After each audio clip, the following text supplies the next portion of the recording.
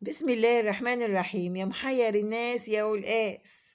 ايوه محيرهم، ناس يقول يتغسل وناس يقول ما يتغسلش. بصوا بقى من الاخر كده، انا جبت لكم الخلاصه. ايوه انا عايزاكم تثقوا فيا وتشوفوا الفيديو دون، وانت هتشوفوا الفرق بين القلقاس اللي كان مغسول ومتفرز والقلقاس اللي ما كانش مغسول برضك ومتفرز وعدى عليه سنه.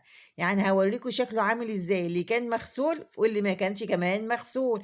ناس يقول يتغسل وناس يقول لي مش مغسول، ما يتغسلش. شوفوا بقى انا جايبه لكم من قلب الفريزر اهو. شوفوا التجربه عملوا قدام حضراتكم من قلب الفريزر اهو. هوريكم اللي انا كنت مفرزاه مغسول واللي كمان ما كانش مغسول، عشان في ناس كتير محتاره في موضوع تفريز القلقاس دون وخزين القلقاس.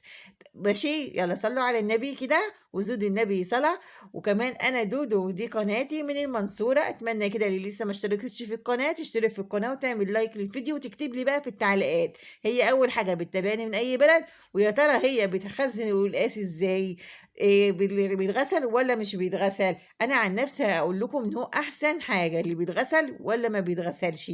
وندمت ندم عمري ان انا كنت عملت القلقاس بطريقة اللي انا ما كنتش متعودة اعملها خالص. اول حاجه كده، عشان تجيبي انسب وقت تجيبي في ايده القلقاس تفرزيه هو شهر توبه. ايوه اللي هو الشهر اللي احنا فيه دون، شهر توبه دون انسب وقت تجيبي فيه القلقاس.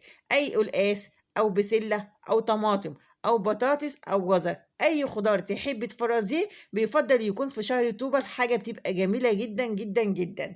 ولما تيجي تنقي القلقاسيه يا ست الكل، هاتي القلقاسيه ايه، ربنا خلق لنا من كل حاجه ذكر وانتايه. هتجيبي القلقاسيه اللي هي النتايه. طب انت هتعرفي ازاي النتايه من الدكر؟ النتايه بتبقى ايه، القلقاسيه مدوره كده، لكن الدكر بيبقى ايه، بيبقى ليه بوز كده او زي السبعه كده، دي ما تجيبهوش، بيبقى ناشف وشيخ وما بيبقاش طعمه حلو. النتايه هي اللي بتبقى حلوه ومسكره وكده وجميله قوي. تعالي بقى نشوف القلقاس انهي واحد يتغسل ولا ما يتغسلش. اول حاجه القلقاس اللي انا بطلعه اللي في ايدي ده هو الكبير، ده هو الكيس الكبير ده هو، لا دي الصغير. ركزي معايا، اللي هو الكيس الكبير اللي انا هطلعه من الفريزر ده اهو، دي كان مغسول. شوفي شكله كان عامل ازاي اهو. خلي بالك من شكله ولونه عامل ازاي.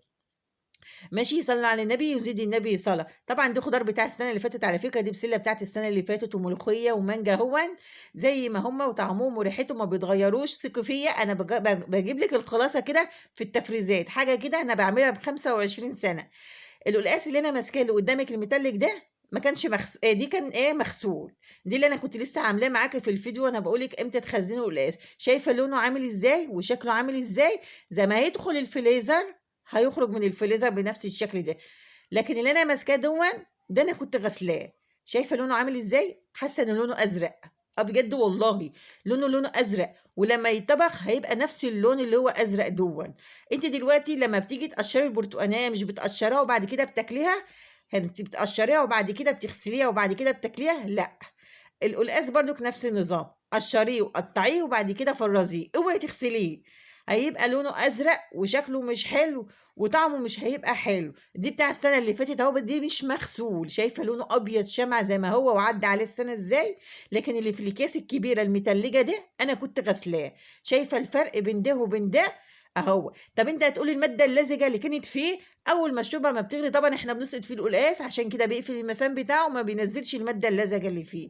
لكن بجد يا جماعه القلقاس المغسول مش حلو خالص خالص خالص. بيبقى لونه ازرق ولونه بيتغير وطعمه بيتغير، لكن اللي هو مش مغسول بيبقى 10 على 10. دي تجربتي من 25 سنه.